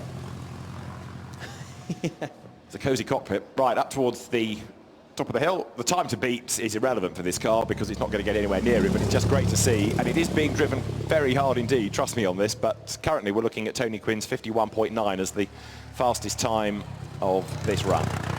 Lovely rumble to that car.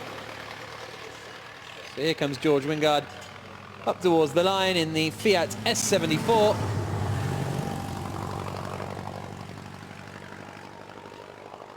and takes the checkered flag. Next up, I think we've got the Scat Type C racer from the Targa Florio in the hands of Andrew Howe Davies. So you're going back to 1911 with this car, and it's a 4.4-litre four-cylinder engine, and the company's products did with the Targa Florio in 1911, in 1913, in 1914. He was pretty impressed yesterday with how much speed the car had going up the hill, and as he takes the flag, he does a 79.79 today. Not a bad effort. This, the 1914 Sunbeam Tourist Trophy, 3.2-litre four-cylinder engine, essentially a copy of the Peugeots of the time, being driven by Nicholas Pellet. Yeah, Nick Pellet past the flint wall then.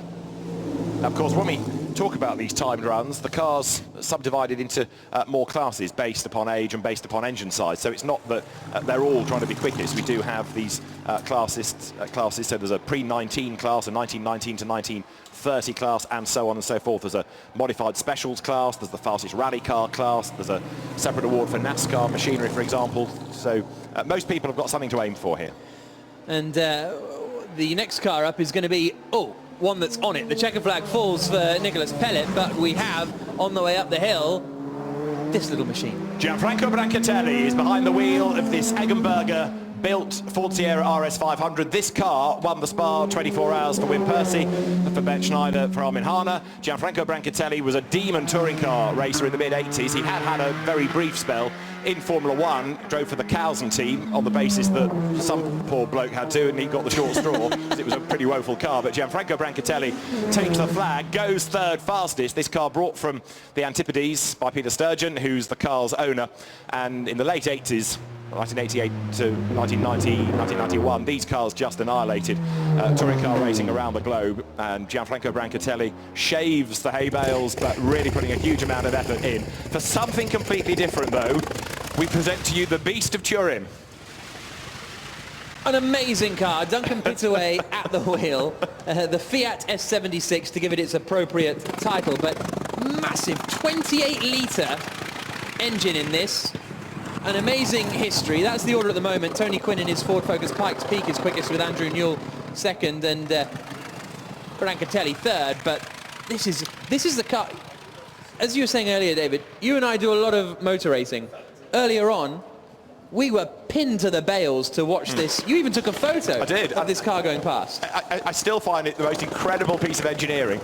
It is 28.4 litres, yes, 28.4 litres, four-cylinder engine. It was built in 1911.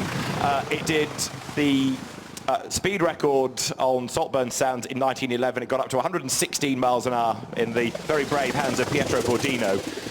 It then ended up, courtesy of a Russian prince, how else would it get to, Australia, where Duncan Pittaway found it and brought it back. It's got the most remarkable history, never mind being a remarkable car. And for a feat of engineering, and Duncan drives this on the road. It's not just a competition car. You could be trundling along the road and you get to a set of lights and there's Duncan beaming at you from up on high, sitting in this absolutely outstanding vehicle.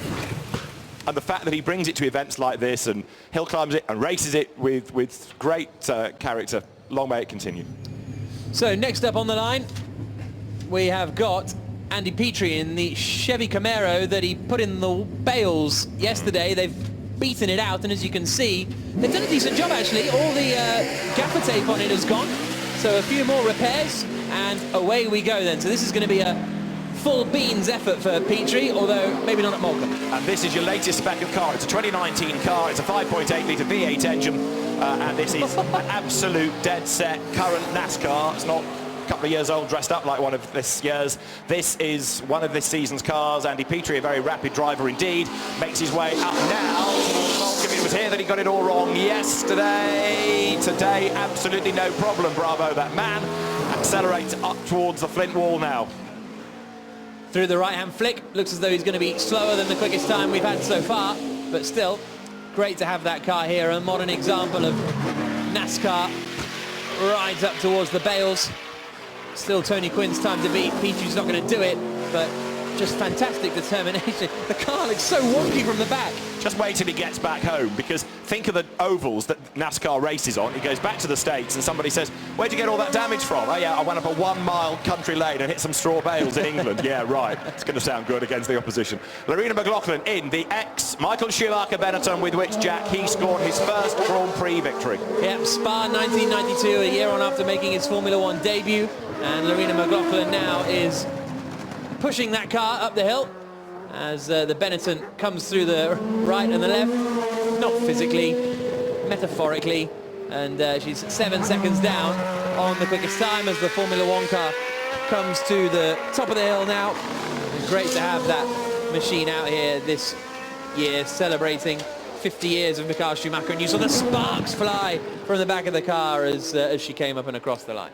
And then filling most of the road behind is the March 707, the Chevrolet Can-Am car. There it is, Matteo Maria Tullio, this car that was driven by Chris Amon, by Helmut Kalleners in Can-Am racing, and in the 1970 season Robin Herd designed this car in the STP colours. It looks absolutely fabulous, and there's the car from the following season, the 717 behind. There it is, of Richard Dodkins. This car won the Inter-Series round. Inter-Series was European Can-Am, but at Croft, of all places, the Darlington, North Yorkshire Aerodrome, Helmut Kalleners in 1970 won the Inter-Series round in this very car. And these cars in period were up there with the Formula One cars at the time. They were absolutely rapid, and this is Emanuele Pirro, a man with a huge amount of racing experience, but he's out in a Chevy Monte Carlo this weekend. As you would, because again, leave the door open, Emanuele will find something to drive. He's absolutely a Goodwood favourite, and he loves the events, plural.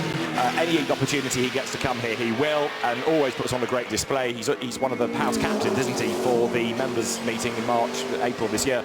And Emanuele breaks the beam to go third fastest. We've got Jerome Galpin out there in the Euro NASCAR.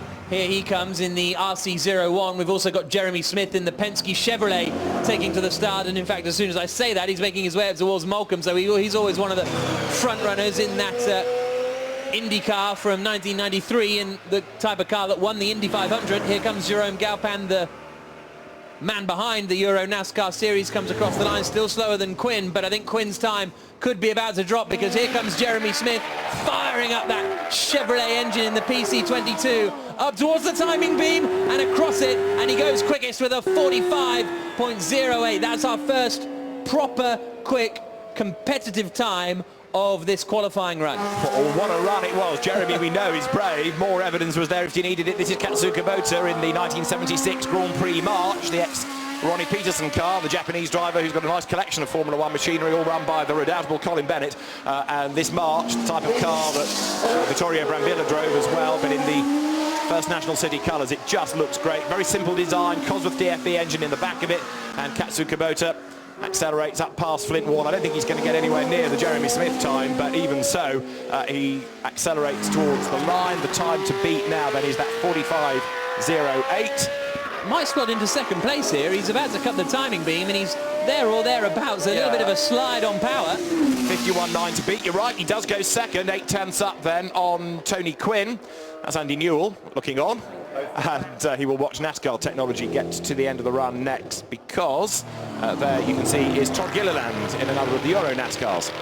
We've also got Giorgio Maggi out in the other Euro NASCAR that's just coming up to Moulcom corner, and Nick Jarvis has just started a run in his Ford Escort Cosworth WRC. So those are the three cars to keep an eye out on the course. Those are the Euro NASCARs coming up to the top here. This is the Giorgio Maggi example, and he's 6 seconds down, so he'll slot somewhere into the top 5 if he hooks up the final couple of corners. Very successful, very rapid he is in the Euro NASCAR series. Behind is Nick Jarvis, who's got a good collection of race and rally cars with his Escort WRC.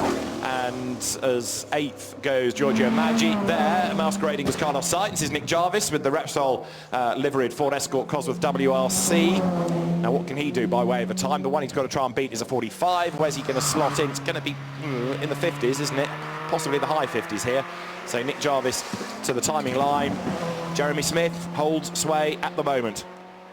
So across the line comes Nick Jarvis, and he slots into 11th position. We've got David Gilliland out there now in another Euro NASCAR RC01. And the Maltesers backed livery. plows his way up towards Carnet's seat and then to the line. So of course, there's also that inter-Nissan contest between the NASCARs. We'll see where he slots in tomorrow when it gets really serious. Behind it here, look, is the next of the Americana. This from the NASCAR Class Ed Berrier with the Chevrolet SS and the Elvis Presley colour scheme.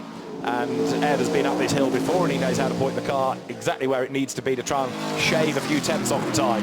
But keep your eyes peeled for Oliver Bryant. He's out there on the course now in the Ford Mustang GTS1, a monster car from the mid-1990s. He's just coming up to Morecambe. Ed Berrier across the line in the Chevrolet SS, but the ground rumbles as Oliver Bryant comes past. A Roush racing car. Tommy Kendall was very successful in Trans Am with this. It also did the Daytona 24 Hours, which is enough to give you tinnitus just thinking about it with all that racket for that duration. But Ollie Bryant's first time he's ever done the hill climb at the festival, amazingly enough, because you kind of assumed he would have done it before given the collection of cars. Then you've got Dan Harper in the 911 GT3 Cup, and he is absolutely charging. Up to 5th then in the times goes Ollie Bryant. But have a look at the Porsche. There it is. Dan Harper, who is the championship leader in Carrera Cup GB, going very strongly indeed, isn't he? Now, you're asking a lot for a GT car to get up there with a champ car, but he's having a red-hot go as he comes towards Carnet's seat. The time to beat is a 45.08. He's not going to do that, but what will this be for him as he breaks the beam? He goes second. Good effort, 49.39. James Cottingham is on a good run as well here. He's climbing the hill in his Dallara SP1. And this is a rapid car, and Cottingham is committed, and he's only 2 seconds away. So this might slot him in to second place in front of the Porsche GT3 Cup car that we just saw go second in the hands of Dan Harper. Go second.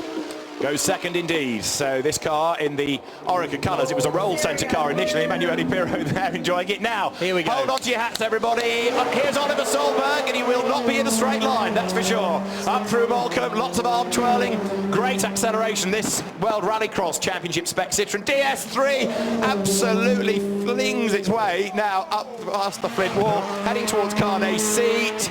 It's sideways, it's dramatic, it's spectacular, and Oliver Solberg has been winning many a fan this weekend. Up to the line he comes, doesn't matter about the time, it's just great to watch. He goes second on a 48.0, what a run.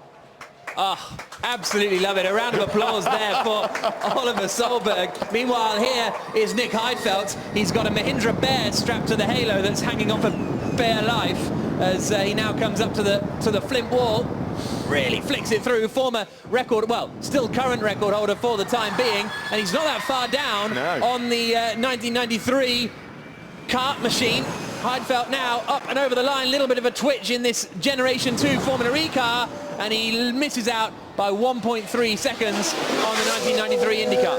Jörg Weidinger with this Judd V8 engine BMW E36, a brilliant car this from the European Hill Climb Championship. Jörg Weidinger is a regular here. He knows all about hill climbing, he knows all about narrow lanes, and this not only makes a great noise, but it's very, very well driven. So that V8 engine screams its way towards the timing line. It's a touring car with a monster engine, and it goes second fastest on a 46.13. Petter Solberg in the Volkswagen Polo WRX, the World Rallycross car. I prefer watching his son drive. I won't say it to him, but it's just Solberg may be driving quicker, but Oliver's driving a bit more spectacular. The lines are so different, aren't they? This looks like a circuit race line compared to somebody throwing it sideways, rallycross style. But Petter Solberg is here on a mission. Can he get anywhere near the top of the times? The answer is he can go second, and he's only 0.27 down on the current fastest time set by Jeremy Smith. And at the top of the hill, the NASCAR drivers chat, and now let's see what Romain Dumas can do. Remember that yesterday he did a 41.18. This is an official run, in as much as the clock is running. It's properly timed. 41.18, his best of the weekend. What can he do, Jack? Through the first corner, this all-electric Volkswagen IDR kicks up the dirt on the inside of the second turn, now onto the Park Straight and up towards Morecambe. Every time I say it, you look out the window and he's arriving so fast, and by the time you've looked out to see where he is, he's 3 seconds up at the first intermediate. He's going to go fastest. The question is, can he go quicker than yesterday? Can this car get into the 40s? That was his aim after yesterday. I think the answer is going to be yes. He's taken even more time out of Jeremy Smith's top time. 36, 37 on the clock. He's up to the timing line. Is he going to get it below 40? Yes, he is! A 39.90. The fastest ever time up the Goodwood Hill. What a run and what technology to help him on his way. Brilliant effort. 39.90 from Romain Dumas. More press releases for the VW PR department to write overnight because the car has just annihilated its own time. And if you want to do sub 140, 39.9 is a cool way to do it, isn't it? None of this 39.843. Just a good old 39.9. Great reaction from everybody on the hill, and I suspect a similar round of applause from all the drivers up in the turning circle at the top. That was something to savour, wasn't it? 39.90 for Romain Dumas. What a ledge up here. Yet again, he goes quicker and quicker and quicker. So the next target, low 39s tomorrow for the really serious business. The thing is, he's giving a thumbs up there because obviously some drivers, when they get to the top, they're not going to have any idea what lap time they've done. 39.9. He's just been told a 39.9, pumps his fist, and that was the target, and that has been achieved by Romain Dumas. And all of you at the top there, a huge round of applause for Romain Dumas for setting the fastest time up the Goodwood Hill climb. Absolutely superb, and we can hear from the fastest man at Goodwood, Romain Dumas. Ed Foster. Romain Dumas, I've got to dive in here. I asked what this car could do yesterday. You said something in a 40-second mark. You've just gone below that at 39.9. Well, yeah, I'm quite happy, I have to say. I had a good feeling at the start. I made a good start. The run was clean, no issue. I was able to push. I was quite surprised, actually, that I gained a lot of time on the last 2-3 corners. Yeah, it's good. I mean, yes, today we are thinking going around 40.5, 40.6. Fix de Maison told me, oh, and if you take your best sector, you could do 40.6, so you have to push a little bit. So I said, oof.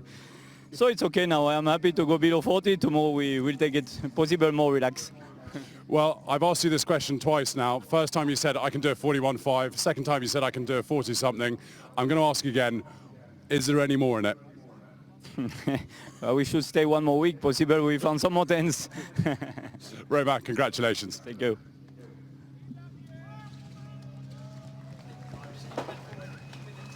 Absolutely fantastic. Take a bow. Well done, Romain. You deserve that bow. And just great to see. Let's have a look back, if we can, on that run. Yeah, Romain, if you're near a TV up there, go and have a look, because here comes the run once more. So he blasts away.